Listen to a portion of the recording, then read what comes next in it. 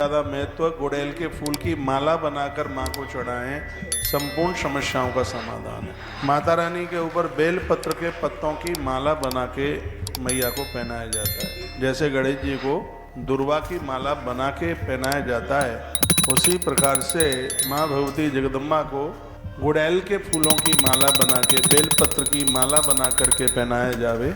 इससे घर में रिद्धि और सिद्धियां चल के आती हैं। व्रतानि यानि चान्यानि दानानि विविधानि च नवरात्रा तस्यास नैव तुल्यानि भूतले। क्या वर्णन किया, धरती पर तमाम प्रकार के व्रत हैं, उपवास हैं। एक अनुष्ठान के रूप में नवरात्रा के व्रत से बड़ा इस मृत्यु लोक में कोई दूसरा व्रत ही नहीं है। मैंने एक दिन बोला है कि जो वर्ष में चारों नवरात्राओं की पूजा कर लेता है, उसे 51 शक्ति पीठ का दर्शन करने का फल प्राप्त हो जाता है। ऐसा कल का प्राण। तो साल में 4 नवरात्राएं होती हैं और चारों की अपनी में बहुत बड़ी महिमा। लिखा है नवरात्रा व्रतस्या नैव तुल्यानि भूतले। ये श्रीमद् देवी भागवत के 3 स्कंद के 27 नंबर के अध्याय के श्लोक नंबर 15 में लिखा है कि इस मृत्यु लोक में, भूतल में, इस धरती पर नवरात्रा से विशेष कोई व्रत ही नहीं है। क्योंकि नवरात्रा के व्रत की इतनी बड़ी महिमा है कि इसके परिणाम शीघ्र ही घोषित हो जाते हैं। वैसे भी कलु चंडी विनायक को, इस कलयुग में चंडी माँ भगवती जगदम्बा की बड़ी महिमा। जब भी कभी आप माँ भगवती के मंदिर में जाते हैं तो एक नारियल फोड़कर माँ को समर्पित करें। नारियल बकरे की चांद फोड़ के चढ़ाए वो नहीं मांगती, ये मस्तिष्क ही हमारा खोपड़ा, ये नारियल ही हमारा खोपड़ा है, हमारा मस्तिष्क नारियल। इसलिए मैया को साबुत नारियल नहीं, उसको फोड़ करके चढ़ाया जाता है। क्या लिखा है, विद्यार्थी व धनार्थी व पुत्रार्थी वे भवन नरा तेनैव विधवा कार्यम प्रथम सौभाग्यमदम शिवम। यदि विद्यार्थी माँ की पूजा करेंगे तो उन्हें विद्या मिलेगी। व्यापारी लोग पूजा करेंगे, धन चाहने वाले तो उन्हें धन मिलेगा।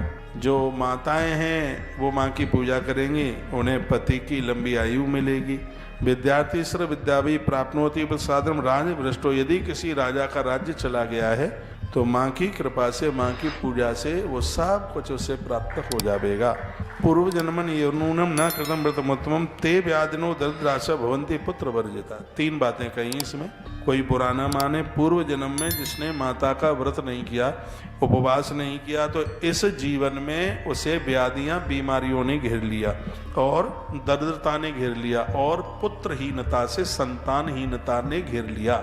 कहा कि माँ जब रुष्ट होती है तो 3 चीजें गड़बड़ हो जाती हैं। माँ के रुष्ट होने पर क्या क्या है, तीनों का नाम लिखा, ते व्याधिनो।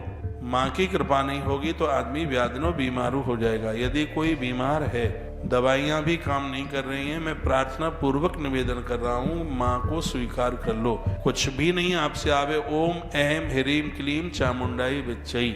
आप रुद्राक्ष की माला पर सुबह नहा करके बस 1 माला कर लो, मंदिर में सामने घी का दिया जला के बैठ के, ये 1 ही माला तुम्हें निरोगी कर देगी। माँ का व्रत ना करने से, माँ की ना पूजा करने से 3 दिक्कतें आती हैं। तीनों का नाम है यहाँ, ते व्याधिनो। सबसे पहले बीमारी, दूसरी बात कही गई है दरिद्राशः, गरीबी, और तीसरी बात कही है भवन्ति पुत्र वर्जिता, वंश परंपरा भी रुक जाएगी, वंशहीनता हो जाएगी, संतान जन्म नहीं लेगी। इसलिए सबके घर में, ये डरावनी वाली बात नहीं है, ये माँ की कृपा की बात कही जा रही है। और वक्ता कौन है, भगवान व्यास, जिसने संपूर्ण पुराण लिखे। और श्रोता कौन है मालूम है आप, श्रोता वह है गर्भ में भगवान ने जिसकी रक्षा करी, उसका बेटा है जन्मेजय। देवी भागवत की कथा जन्मेजय ने सुनी और भगवान व्यास ने सुनाई, और संपूर्ण कथा बहुत प्रमाणित है। श्रीमद् भागवत की कथा से भी पहले की कथा है देवी भागवत। भागवत से भी पहले इसकी रचना हुई है श्रीमद् देवी भागवत, और बड़ा प्रमाणित ग्रंथ है, इसको झुटलाया नहीं जा सकता। तो ये बात कही गई है, ते व्याधिनो दरिद्राशा भवन्ति पुत्र वर्जिता। यदि पूर्व काल में माँ की जिसने साधना नहीं की, माँ का व्रत नहीं किया, मैं तो कहता हूँ यदि शरीर काम कर रहा है तो नवरात्रि के व्रत कीजिए, इससे आपका स्वास्थ्य ठीक होगा। और सबसे आनंद की बात है, भक्ति तो बढ़ेगी ही, यह लोक और परलोक शीघ्र ही संभल जाए। यह माँ की